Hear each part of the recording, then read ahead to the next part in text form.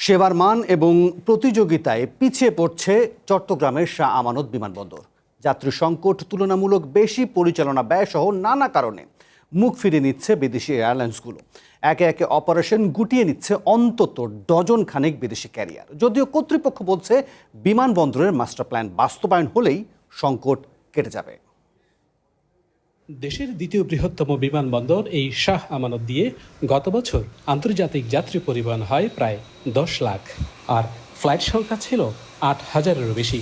তবে এক দশকের পরিসংখ্যান বলছে প্রতিযোগিতামূলক সেবা ও সক্ষমতার অভাবে ব্যাপক সম্ভাবনার পরও আন্তর্জাতিক রুটে ক্রমেই পিছিয়ে পড়েছে বন্দরনগরীর এই বিমানবন্দরটি। ফলে চালুর পরও একে একে অপারেশন গুটিয়ে নেয় অন্তত 1 ডজন বিদেশি ক্যারিয়ার।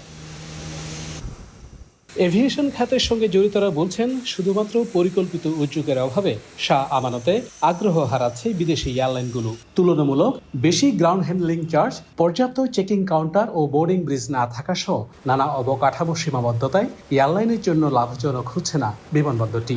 আমাদের যে গ্রাউন্ড হ্যান্ডলিং চার্জ এটা আমাদের পার্শ্ববর্তী দেশের চেয়ে অনেক বেশি। বিদেশি এয়ারলাইন্সগুলো যখন আসবে চিটাগংয়ে, তখন ওরা ফেসিলিটিসগুলো দেখে। মাত্র 10টা চেকিং কাউন্টার রয়েছে।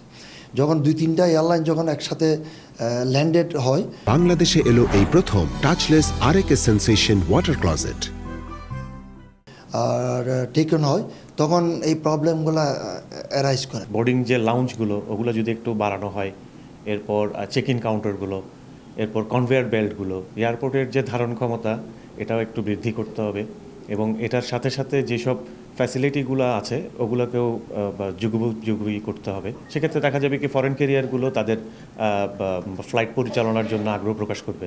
বিমান বাংলাদেশ ও ইউএস বাংলা ছাড়া এই মুহূর্তে চট্টগ্রাম থেকে ফ্লাইট পরিচালনা করছে এয়ার অ্যারাবিয়া, ফ্লাই দুবাই ও সালাম এয়ার। তবে মধ্যপ্রাচ্যের যুদ্ধ পরিস্থিতির কারণে তাতেও এখন ঝুঁকি বেড়েছে।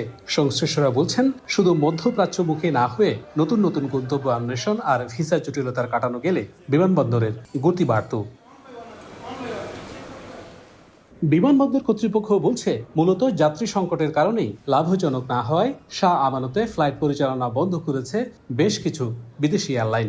তবে সরকারের নানামুখী উদ্যোগের কারণে সৌদিয়ার 2টি এবং চায়নার 1টি এয়ারলাইন শীঘ্রই ফ্লাইট পরিচালনা শুরু করতে পারে। কিছু কিছু খুব নামি এবং বিদেশি এয়ারলাইন্স অপারেট করতো, তারা হয়তো তাদের অপারেশন বন্ধ করে দিচ্ছে শাহ আমানত আন্তর্জাতিক বিমানবন্দরে। এটা খুবই দুঃখজনক, বাট আমাদের সর্বোপরি মনে রাখতে হবে এটা কিন্তু একটা ব্যবসা। তো এখানে লাভ হলে লোকজন থাকবে, লস হলে চলে যাবে, এটাই স্বাভাবিক। তারপরে আমাদের সরকার অত্যন্ত আন্তরিক, আমাদের ফ্লাইট বাড়ানোর জন্য একটা উদ্যোগ গ্রহণ করা হয়েছে। সৌদি এয়ারলাইন্স আমাদের সঙ্গে কয়েকবার যোগাযোগ করেছে, তারা ফিজিবিলিটি স্টাডি করেছে এখানে অপারেশনের জন্য, এবং সৌদি আরবের আরেকটা low cost airlines fly ideal, তারাও আমাদের সঙ্গে যোগাযোগ করেছে। বিদেশি এয়ারলাইনগুলোর মনোযোগ আকর্ষণে 3 ধাপে শাহ আমানতের মাস্টার প্ল্যান বাস্তবায়নের কথা জানিয়েছে বিমানবন্দর কর্তৃপক্ষ। আশা করা হচ্ছে টার্মিনাল ভবন সম্প্রসারণ, প্যারালাল টেক্সওয়ে সহ প্রয়োজনীয় অবকাঠামো নির্মাণ শেষে যাত্রী সেবায় নতুন যুগে প্রবেশ করবে শাহ আমানত আন্তর্জাতিক বিমানবন্দর। ইনফ্রাস্ট্রাকচারগত কিছু কিছু চ্যালেঞ্জ আছে যেগুলির জন্য সরকার অত্যন্ত তৎপর। আমাদের একটা মাস্টার প্ল্যান বিবেচনা করা হয়েছে, মাস্টার প্ল্যানের কাজ প্রায় শেষের দিকে, একটা জার্মান কোম্পানি এটা করছে। তো এটা করে হলে 3টা ধাপে আমাদের বিমানবন্দরের সম্প্রসারণ কার্যক্রম শুরু হবে। আন্তর্জাতিক ফ্লাইটের ক্ষেত্রে এখানে যদি ফ্লাইট বাড়া হয় আমার মনে হয় প্রচুর সম্ভাবনা রয়েছে, কিন্তু আমাদের কিছু কিছু জিও পলিটিক্যাল চিন্তা করলে কিছু কিছু আমাদের প্রতিবন্ধকতা রয়েই গেছে।